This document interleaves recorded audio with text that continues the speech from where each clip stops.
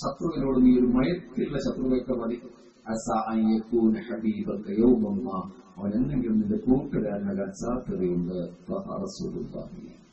അയൽവാസിയോട് വഴക്കുണ്ടാകുമ്പോ മലയാളത്തിൽ പറയാൻ പറ്റാത്ത മോളേന്നൊക്കെ വിളിക്കണ്ട. ചിലപ്പോൾ അവൾ നിന്റെ ബന്ധക്കാരാകാൻ സാധ്യതയുണ്ട്. ഭാര്യയും ഭർത്താവും തെറ്റിയാൽ സകലത് വിളിച്ചു പറയണ്ട. ഏതെങ്കിലും കമ്മിറ്റി ഉസ്താദുമാരോ ഒക്കെ മസ്ലിഹത്താക്കിയിട്ട് വീണ്ടും ഒന്നിക്കാൻ സാധ്യതയുണ്ട്. ഒന്നിക്കുമ്പോൾ മറക്കാവുന്നതേ പറയാവൂ എന്ന് റസൂലുള്ളാഹി.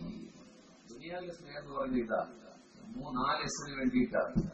സൗന്ദര്യം, സമ്പത്ത്, സ്റ്റാറ്റസ്, ശരീരം. ഇതിന് 4നുമല്ലാതെ ഒരു പ്രണയമുണ്ടെങ്കിൽ നിങ്ങൾ പറയും. സൗന്ദര്യമുള്ളവരല്ലേ സ്നേഹിക്കുന്നുള്ളൂ? അല്ല, സൗന്ദര്യം ഇല്ലാത്തവരെ ഞങ്ങൾ സ്നേഹിക്കും. എന്നാലേ ഡൽഹിയിൽ ആസിഡ് വീണ ഒരു പെണ്ണുണ്ട്, ശ്രീലക്ഷ്മി. അവർക്കും പറ്റുമോ? ശരീരത്തിന് വേണ്ടിയിട്ടല്ലേ? സെക്സ് അല്ലേ സ്നേഹത്തിന്റെ മാനദണ്ഡം? ഞാൻ വിശദീകരിക്കുന്നില്ല. സ്റ്റാറ്റസ് അല്ലേ? പേര് പ്രശസ്തിയുള്ളവരല്ലേ ആൾക്കാരെ സ്നേഹിക്കുള്ളൂ? എല്ലാവർക്കും ഏത് സ്നേഹമാണെങ്കിലും. സമ്പത്തുണ്ടോ? അവനെ കാണുമ്പോ ഒരു ബഹുമാനം ഇല്ലേ? സമയത്ത് ഒരു പാവപ്പെട്ട സ്നേഹത്തിന് വ്യത്യാസങ്ങൾ. ഇതൊക്കെ ലോകത്തിലുള്ള സ്നേഹമൊക്കെ ഇതാണ്. നമ്മൾ ഉമ്മാനെ സ്നേഹിക്കുന്നതിൽ പോലും ഒരു കുഴപ്പമില്ല. അതിങ്ങനെ കാപ്പട്ടിണ്ടാവും എനിക്ക് തോന്നുന്നില്ല. അല്ലാഹു നിലനിർത്തണം. അപ്പൊ ഞാൻ ഇതുവരെ പറഞ്ഞ കോൺസെപ്റ്റ് ഇതാണ്. നമ്മൾ അല്ലാഹുവിനെ സ്നേഹിക്കുക. അപ്പൊ നിങ്ങളോട് സ്നേഹിക്കുക പറഞ്ഞു. ഞാൻ സ്നേഹിക്കുക എങ്ങനെയെന്ന് പറയും.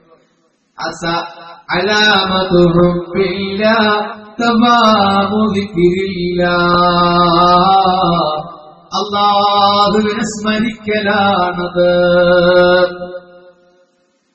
അങ്ങനെ സ്നേഹിച്ച ഒരുപാട് കാര്യങ്ങൾ നമുക്കുണ്ട്.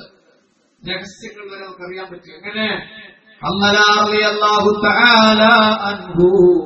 അവിടെ ഒരു ദിവസം പറഞ്ഞു, 2 കൈയും തലയിൽ വെച്ച് കരഞ്ഞ് നിലവിളിച്ച അബൂബക്കർ ബിൻ അബീ ഖുഹാഫയുടെ അരികിൽ പോയി പറഞ്ഞു,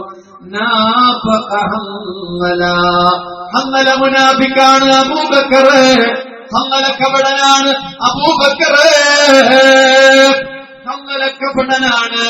അപ്പൊ സുബ്ഹാനല്ലാഹ്, ആദത്തപ്പോൾ നിങ്ങൾ എന്തുവായി പറയണത്? എന്തുട്ടാ നിങ്ങൾ ഈ പറയണത്? നീ മുനാഫിക്കാണെന്നോ? നിങ്ങൾ അല്ലാഹുവിന്റെ റസൂലിന്റെ എഴുത്തുകാരനാ, ഹദീസ് എഴുതുന്നവനാ, ബറക്കത്തുള്ള ജോലി ചെയ്യുന്നവനാ. അങ്ങനെ പറയല്ലേ.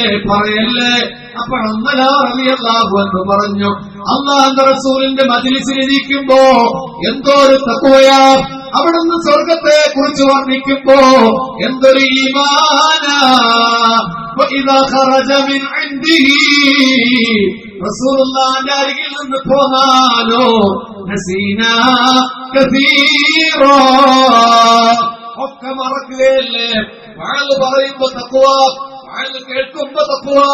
വഇദാ ഖറജ മിൻ ഇൻദിഹി, അത് കഴിഞ്ഞ നാളെ നേരം വെളുത്താ തീർന്നില്ലേ.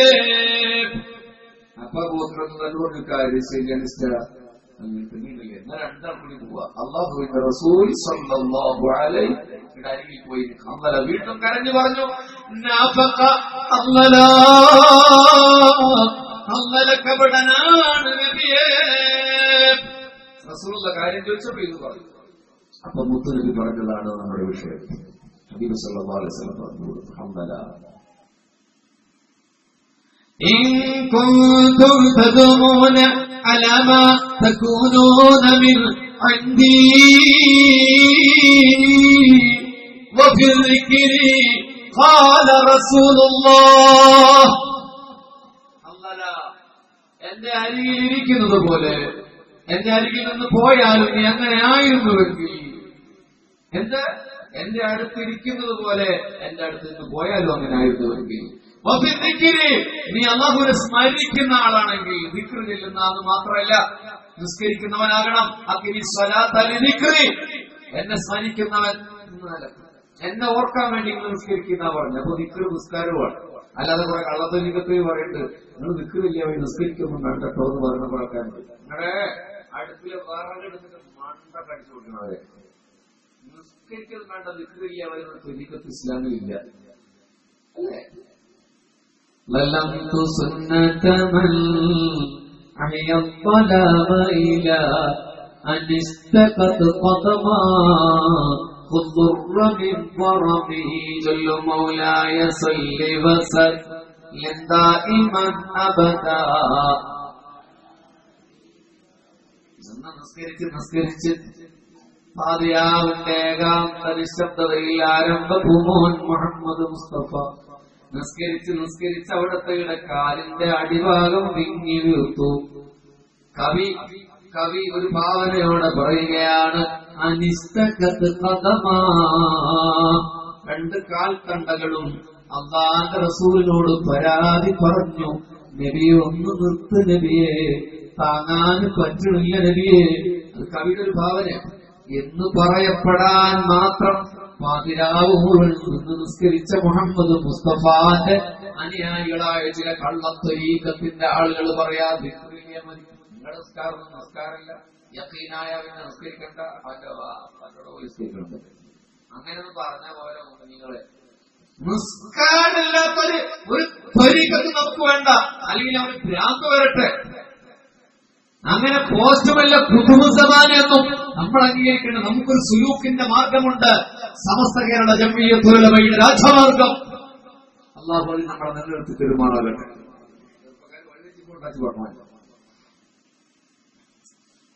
ശ്രദ്ധിക്കേണ്ട കൈയൊന്നും ഉറക്കൊരാന്ന് പറയാൻ പറയണ്ട, ഉറക്കൊരാന്ന് പറയാം. ഇത്ര ഓടിയുള്ള 100 കണക്കിന് ആൾക്കാർക്ക് ഞാൻ വന്നപ്പോ കസേരയുടെ 5 കളി ചെയ്തു. ഒന്ന് പറയും, അതൊന്നും പോരാ, ഒന്ന് ഉറക്ക പറയും. ഞാൻ ഒരു കാര്യം വന്നാൽ വീണ്ടാത്ത കാറ്റുള്ളൂ, എന്നിട്ട് ഞാൻ ഇത്ര ഓടിയെന്ന് പറയില്ല. ഒന്നുകൂടി ഉറക്കാന്ന് പറയും. അള്ളാഹുവേ, ഞങ്ങളെ മരിച്ചുപോയവർക്ക് നീ ദീർഘായുസ് നൽകണേ അല്ലാ.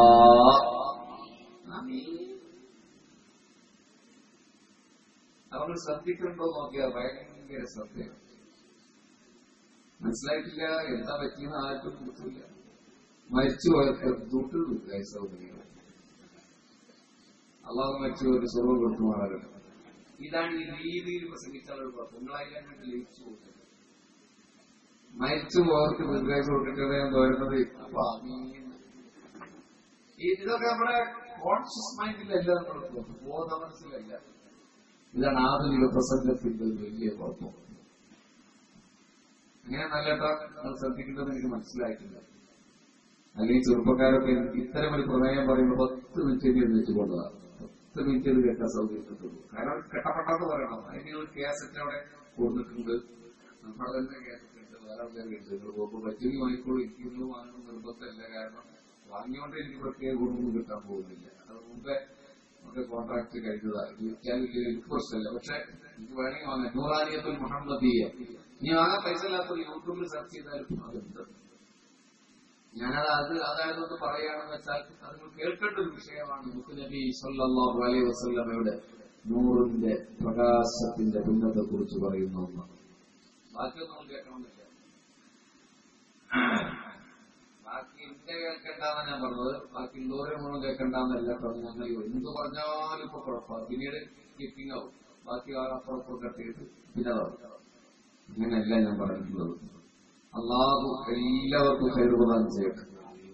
അപ്പൊ നിങ്ങൾ ശ്രദ്ധിക്കണം. ഞാനിതൊരു 15 മിനിറ്റ് കൂടിയേ പറയുള്ളൂ. നിങ്ങളിങ്ങനെ സജീവമായി ഇരുന്നോട്ടെ. ഞാൻ അല്ലെങ്കിൽ ഒരു മണിക്കൂറോട് നിർത്തണം എന്ന് കരുതിയതാണ്. കാരണം മരിച്ച വീട്ടിൽ വന്ന മാതിരി തന്നെയാണ് വന്നത്. കാരണം എന്താ പറയുക, 1.5 മണിക്കൂറിലൊക്കെ വൈകി. മുഖ്മനീങ്ങളെ സത്യമായിട്ട് ഞാൻ ആദ്യം പറയാതിരുന്നത് പ്രസംഗത്തിന്റെ സൈക്കോളജിക്കെതിരാണ്. എനിക്ക് ബുദ്ധിമുട്ടാണ്, എനിക്ക് ശബ്ദമില്ല, എനിക്ക് പനിയാണെന്നും പറയാൻ പാടില്ല. അതുകൊണ്ട് ഞാൻ പറയാം. സത്യത്തിൽ സംഭവിച്ചത് ഞങ്ങളത് ഒരു 5:15 വളാഞ്ചേരി ടൗണിൽ അടുത്തല്ല വളാഞ്ചേരി എത്തിയിട്ടുണ്ട്. നിങ്ങൾ അതിന്റെ പുറത്തുള്ള പുത്തനത്താണ് എന്ന് പറഞ്ഞ സ്ഥലത്ത് ഒരു രാഷ്ട്രീയ പാർട്ടിയുടെ വമ്പൻ ജാഥ. പാർട്ടിയൊന്നും ഞാൻ പറയുന്നില്ല, തയ്യോ രണ്ടും ഉണ്ട്. അപ്പൊ ഇവിടുന്ന് പുത്തനത്താണി മുതൽ വളാഞ്ചേരി വരെ ബ്ലോക്കിൽ വണ്ടി അങ്ങനെ ആർക്കോ തിരിച്ചുവരുമായി ബ്ലോക്കായി കിടക്കുകയാണ്. അപ്പോഴാണ് അതിന് ഇടക്കിടക്ക് വിളിച്ചിട്ട് ദേഷ്യപ്പെട്ടോണ്ടിരുന്നത്. ദേഷ്യപ്പെട്ടോന്നില്ല, വിളിച്ചോണ്ടിരുന്നത്. നിങ്ങൾ മൈലീനോട് വന്നു എനിക്കറിയാം. ഞാൻ കൃത്യമായി എത്തുകയാണെങ്കിൽ 6:30 എത്തിച്ചേർന്നതായിരുന്നു. ഒരു 3/4 മണിക്കൂർ കൊണ്ട് വളാഞ്ചേരി ഓടിയെത്താൻ പറ്റും. നമ്മുടെ ഡ്രൈവർ അങ്ങനെയാണ്. അപ്പോൾ പക്ഷെ പറ്റിയില്ല. അതെന്റെ കുഴപ്പം കൊണ്ടല്ല, ഞങ്ങൾ എല്ലാവരും ശ്രമിച്ചിട്ടുണ്ടാവും എന്നറിയാൻ ഞാൻ പൊരുത്തപ്പെട്ട് നിൽക്കുന്നു. വേണിച്ചിട്ടുണ്ടായതല്ല. അപ്പോൾ 2 പോയിന്റ് അള്ളാഹുവിന്റെ ഹബീബ് പറഞ്ഞു കൊടുത്തത്. എന്റെ സദസ്സിലിരിക്കുന്നത് പോലെ സദസ്സ് പിരിഞ്ഞു പോയാലും നീ ആയെങ്കിൽ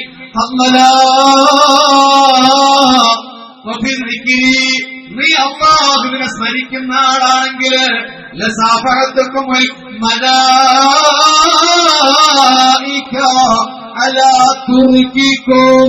നിന്റെ വഴികളില് മലക്കുകളിൽ നിന്ന് ശേഖാന്ത് ചെയ്യാ വരുമെന്ന് മുത്തായ നബി മുസ്തഫ സല്ലല്ലാഹു അലൈഹി വസല്ലം പറഞ്ഞു. 2 ക്വാളിറ്റി ഉണ്ടെങ്കിൽ മലക്കുകൾ നിന്നെ ശേഖാന്ത് ചെയ്യും, നിന്നെ കൈ പിടിക്കും. മുഅ്മിനീങ്ങളെ, ബദരീങ്ങൾ മലക്കിനെ കണ്ടു. ബദറിൽ മലക്കുകൾ ഇറങ്ങിയത് കണ്ടു. വെള്ള തലപ്പവണിഞ്ഞ് വെള്ള വസ്ത്രമണിഞ്ഞ് ഊരിപ്പിടിച്ച ഖഡ്ഗവുമായി മീകാഈലിന്റെ നേതൃത്വത്തിൽ അണിയണിയായി മലക്കുകൾ ഇറങ്ങി വന്നു. നിങ്ങൾ ആരെങ്കിലും മലക്കിനെ കണ്ടിട്ടുണ്ടോ? ഇല്ല, ഞാൻ കണ്ടിട്ടില്ല. അള്ളാഹു കാണാൻ ഭാഗ്യം നൽകട്ടെ. ഇതൊന്നും ബദരീങ്ങൾക്ക് മാത്രം സംവരണം ചെയ്തതല്ല, നമുക്ക് കാണാൻ പറ്റും. അതിന് ക്വാളിറ്റി വേണം. നിങ്ങൾ എന്തെങ്കിലും നേർവാടി പോയാല് കിഴക്കര ജുമാ മസ്ജിദിന്റെ അവിടെ പോയാൽ അതിന്റെ തിരുമുറ്റത്ത് ഒരു മഹാൻ അന്ത്യവിശ്രമം കൊള്ളുന്നുണ്ട്. മലയാളക്കരയുമായി ബന്ധമുള്ള ആളാ, പ്രത്യേകിച്ച് സുന്നികൾക്ക് മറക്കാൻ പറ്റാത്ത ആളാ.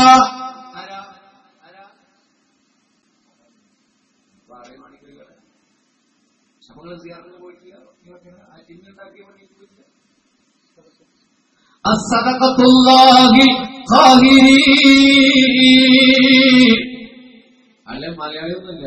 മലയാളത്തിനോട് എന്താ ബന്ധം? നമ്മള് ചെയ്യുന്ന തവസ്സുൽ ചെയ്തിട്ട് വിളിക്കാറില്ലേ? അബ്ദുൽ ഖാദിർ ജീലാനി. അത് വിളിക്കുന്നതിന് മുമ്പ് ഒരു ബൈത്ത് എല്ലാറുണ്ട് അല്ലേ? ആ ബൈത്ത് ഉണ്ടാക്കിയത് സദഖത്തുല്ലാഹിൽ ഖാഹിരിയ. ആ മഹാനവിടെ ദർസ് നടത്തുമ്പോ കുട്ടികൾ മുന്നിലിരിക്കുമ്പോ ഒരാൾ വന്നു ആ സദസ്സിലിരുന്നു. ആര് വന്നാലും ദർസ് നിർത്താറില്ല. ഇൽമിന്റെ മജ്‌ലിസിനേക്കാൾ വലിയ മറ്റൊരു പുണ്യമില്ല. ദർസ് നിർത്താറില്ല. അതുകൊണ്ടാണ് മഹാനായ കാളമ്പാടി ഉസ്താദ് തന്റെ 2 മക്കള് ബസ് അപകടത്തിൽ മരിച്ചു എന്ന വാർത്ത പറയാൻ വന്ന ആളെ തന്റെ ദർസിന്റെ മജ്‌ലിസിൽ നിന്ന് മാറ്റി നിർത്തിയില്ലേ? ദർസ് കഴിഞ്ഞിട്ട് റൂമിന്റെ ഉള്ളിൽ പോയിട്ടില്ലേ? പക്ഷേ ഈ ആൾ വന്നപ്പോ സദഖത്തുല്ലാഹി ഖാഹിരി ദർസ് അദ്ദേഹത്തോട് സംസാരിക്കാൻ തുടങ്ങി. അറബി എന്തൊക്കെയോ സംസാരിച്ച് തിരിച്ചു മടങ്ങിയപ്പോ സദഖത്തുല്ലാഹ് തങ്ങൾ തന്റെ ശിഷ്യന്മാരോട് മുതഅല്ലിമീങ്ങളോട് ചോദിച്ചോ, ആരാണാ വന്നത്? അവര് പറഞ്ഞു, അറിയില്ല ഉസ്താദ്, ഈ നാട്ടുകാരനല്ല, തമിഴന്റെ ലക്ഷണമില്ല, ദൂരെ യാത്രക്കാരന്റെ ലക്ഷണമില്ല. അപ്പൊ പറഞ്ഞു, മക്കളെ, ആ വന്നുപോയ ആള് മഴ കൊണ്ട് ഏൽപ്പിക്കപ്പെട്ട, ഇടികൊണ്ട് ഏൽപ്പിക്കപ്പെട്ട മുഖറബുൽ അംലാക്ക് മലക്ക് മീകാഈൽ അലൈഹിസ്സലാം എന്ന് സദഖത്തുല്ലാഹിൽ ഖാഹിരി. രോമാഞ്ചമുണ്ടാകുന്നില്ലേ അത് കേൾക്കുമ്പോ? മനുഷ്യനായ സദഖത്തുല്ലാഹിൽ ഖാഹിരി, സഹാബിയല്ലാത്ത സദഖത്തുല്ലാഹിൽ ഖാഹിരി മലക്കിനെ നേരിട്ട് കണ്ടു. മുഅ്മിനീങ്ങളെ, നമുക്ക് പറ്റും. എന്തുകൊണ്ടെന്നറിയാം? നോക്കിക്കോളൂ. ഈ ചെറിയ പിള്ളേര് ചിലപ്പോ ഈ ഒരു വയസ്സായ കുട്ടിയൊക്കെ തൊട്ടിൽ ഇങ്ങനെ ഉറങ്ങി കിടക്കുമ്പോ ഉമ്മമാരൊന്ന് പരീക്ഷിച്ചോട്ട് ശബ്ദമുണ്ടാക്കാതെ മർജാര പാദത്തോടെ, അതായത് പൂച്ച നടക്കുന്നത് പോലെ ശബ്ദം ഉണ്ടാക്കാതെ നടന്നിട്ട് തൊട്ടിലൊന്നും പോയിട്ട് ഇങ്ങനെ തുറന്നു നോക്കുന്നു. ചിലപ്പോ കുട്ടി ഇങ്ങനെ ചിരിക്കുന്നുണ്ടാവും. അവന്റെ മനോഹരമായ റോസാതളം പോലെയുള്ള ചുണ്ട് പിളർത്തി മോണ കാട്ടി ചിരിക്കുന്നുണ്ടാവും കണ്ണടച്ചിട്ട്. അപ്പൊ ഞാൻ വായെടുത്ത് പുസ്തകം കൊണ്ടുവന്ന കുട്ടിക്ക് എന്തോ കുഴപ്പമില്ല. ചിപ്സിന്റെ അസുഖം പറയണ്ട. കുട്ടി ചിരിക്കുന്നത് മലക്കിനെ കണ്ടിട്ടാ. മലക്കിനെ കണ്ടിട്ടാ കുട്ടി ചിരിക്കും. ചിലപ്പോ കണ്ടോ കുട്ടി തൊട്ടിൽ കിടന്ന് അടി കിട്ടിയതുപോലെ കരയണം, ഭയങ്കര കരച്ചില്. എന്താണെന്നറിയോ? ശൈത്താനെ കണ്ടിട്ടാണ്. ഞാനത് വെറുതെ കത്തിയടിക്കില്ല. ഹബീബ്